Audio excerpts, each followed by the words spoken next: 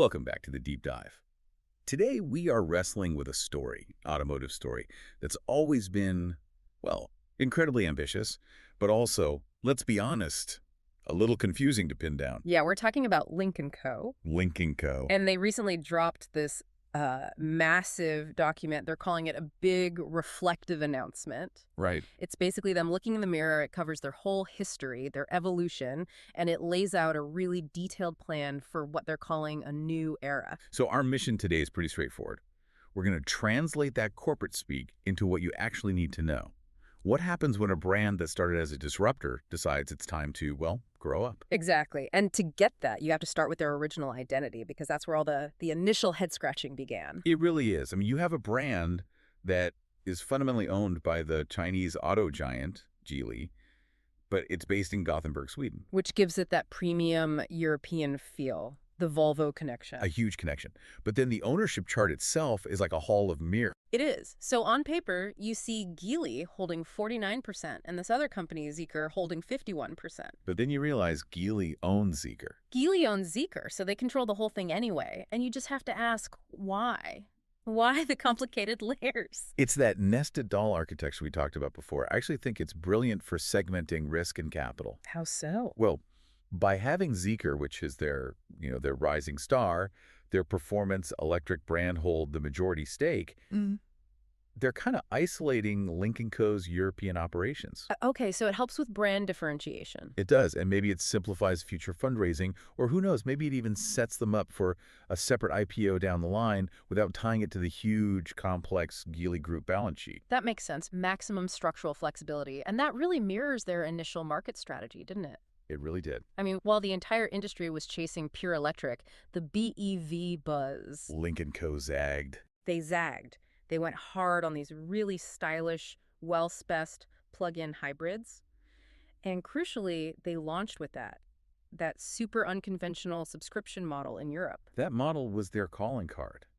It was so fresh, great design, premium tech, and you didn't have the huge commitment of buying a car or even a long lease. But now it seems like all the signals are pointing away from that. A really rapid shift towards something much more, let's say, financially recognizable. A traditional retail network. And that shift is the absolute crux of this whole thing, and 2025 is the year it all happens. The pivot point. Yeah.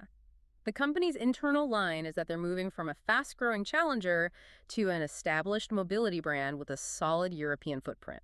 They're not just growing anymore, they are deliberately rewriting their own rulebook to get stable. And the most dramatic sign of that is this retail revolution. I mean, when they started, they had, what, a tiny physical footprint? Tiny. Just 11 of those little trendy spots they called clubs. Which were more like brand showcases than actual dealerships? Exactly. But now they are in a full-on sprint towards building a massive retail presence. And the numbers are kind of shocking.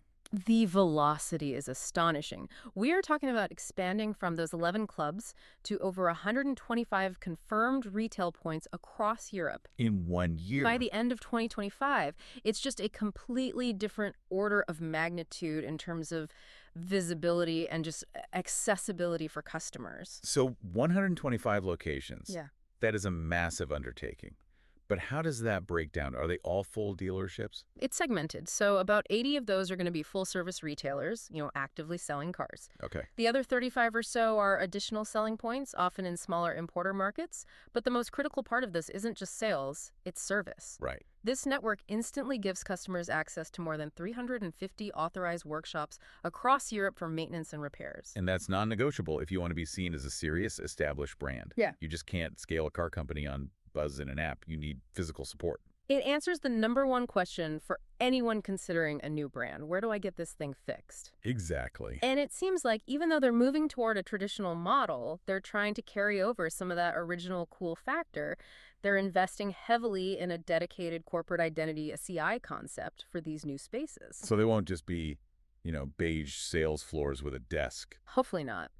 The goal is to make them immersive, experiential spaces. Reflect that modern, connected Gothenburg spirit.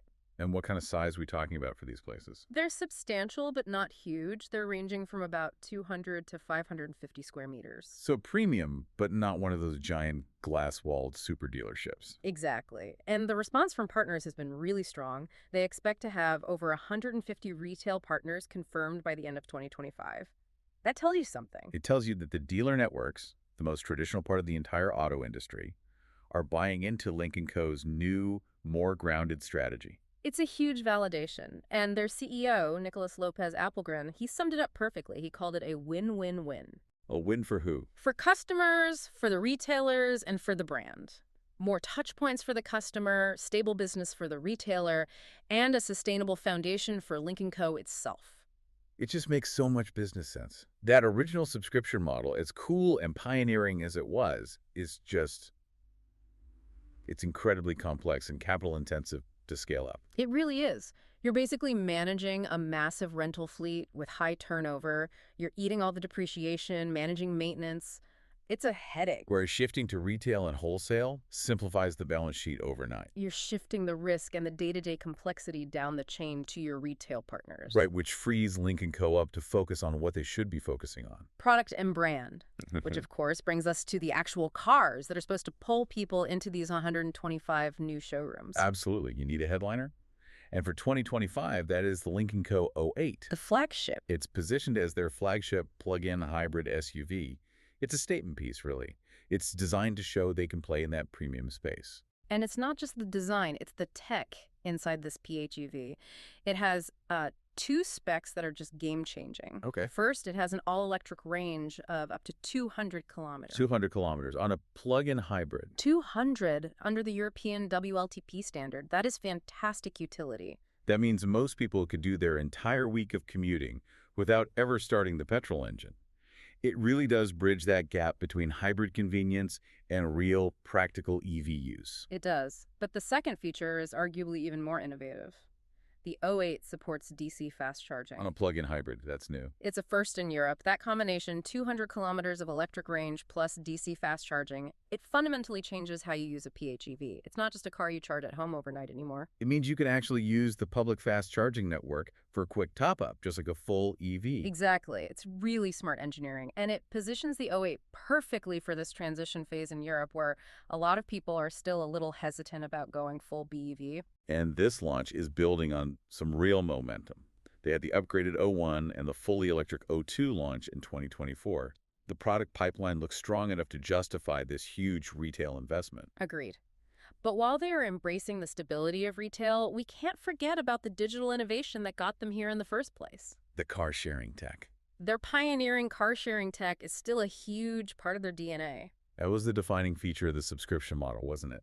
The ability to just seamlessly share your car when you weren't using it and offset your monthly fee. Yeah. It created a real community feel. And it's still alive and well. The tech is fully integrated into the car and the app, and the metrics prove that people use it. Since 2021, users have completed over 30,000 confirmed bookings. And the money actually goes back to the owners. I saw the number was over 1.7 million euros returned to owners through this system. It is. Which raises a big question, though. If they're phasing out the subscription model, does this great car-sharing feature, does it even survive? How relevant is it? And that's the tension, right? In the subscription model, this feature was essential. It was a core value proposition. Right. In a retail model, its status changes. It becomes a really cool but supplementary app feature, like how a Tesla has app controls. It shows you're technically advanced, but it's not central to the business model anymore when people just own the car outright. So it risks becoming more of an interesting fun fact than a mobility revolution. Exactly. It feels like they're fighting to keep that cool digital spirit alive while making a very sober, financially smart move towards stability. And that search for stability is taking them into new markets, too. Yes. At the same time as all this, they've expanded into 3 new European markets in 2025: Austria, Switzerland, and the Czech Republic. And those aren't random pins on a map. Austria and the Czech Republic, that's all about strengthening their foothold in Central Europe. Critical gateways. And Switzerland is, well, Switzerland. It's a target-rich environment, high disposable income, huge demand for premium cars, Oh. and a high adoption rate for electrified vehicles. So the new O8 fits perfectly. a perfect match. And to do this so quickly, this multi-market expansion, they're leaning on existing resources, specifically the Volvo Cars retail network. And they're using a wholesale-first approach. That wholesale-first approach is the key to their speed. It's so different from the complex direct-to-consumer model they started with. So what does that actually mean, wholesale first? It means they're selling cars in bulk to independent retailers or large distributors in those countries. Those distributors then handle the final sale and service to the consumer. It's simply the fastest way to get volume and scale. So they're shifting from managing every single car's life cycle themselves to just manufacturing and delivering the product. It's way less brand controlled, but it's exponentially faster. You sacrifice micromanagement for macro scale, which perfectly sums up this whole shift, from 2025's growth to evolution. Into the 2026 plan, which they're calling from speed to strength. Let's focus on 2026 because this is where the vision gets really sharp and where they make their biggest and probably most controversial decision. Okay. So they've confirmed the retail network is the future, the core of the business. They want stability. But to get that stability, it seems they have to shed that identity that we talked about at the start. And that's the dramatic reveal for 2026. Lynk & Co. will be gradually phasing out its subscription model. Wow. Completely. That really is the end of an era.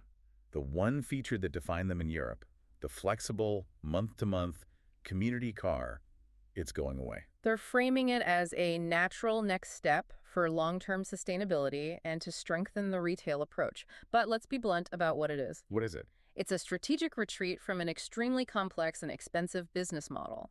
The data must have shown that the margins or the stability they needed for real growth just wasn't there in managing a giant dynamic subscription fleet.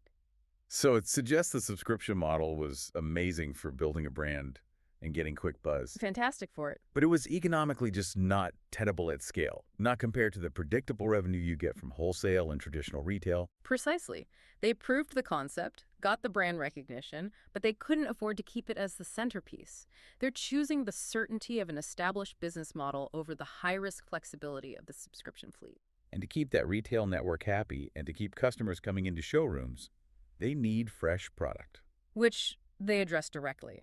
They're committing to introducing at least one new or upgraded model every single year. That consistency is key for keeping retailers confident. And their future expansion plans will be more mature too. The focus is now on strategic, purposeful growth, not just speed at all costs. They're going to shore up those 125 retail points and only selectively explore new markets. It's a slow and steady approach. It helps maintain that premium positioning, avoids the brand dilution you see with super rapid, uncontrolled expansion. Right. So if we synthesize everything from the complex Gothenburg-Geely origins to this explosion of retail, the innovative '08, the whole trajectory for Lynk & Co. is a move from this disruptive, sometimes confusing newcomer to an established, infrastructure-backed player. It's a textbook case of turning early speed into eventual strength. It really is. It's a remarkable transition. They used disruption, the subscription model, as a temporary tool, a way to bypass the traditional barriers to entry. But once they had the brand awareness, the customer data, the volume, they just discarded the high-cost, high-complexity tool and replaced it with a proven, scalable engine. The traditional retail network. And that 2026 phase-out is the final, definitive step in their corporate maturation. And that leads us right to our final provocative thought for you to take away from this. Lynk & Co.'s initial appeal, its whole identity, was built on that flexible, community-driven subscription model. It made them different. It made them cool. It made them cool. So as they execute this full pivot to retail, as they eliminate their initial unique selling point for the sake of stability, how much of that original cool factor, that unique identity, is the brand going to lose?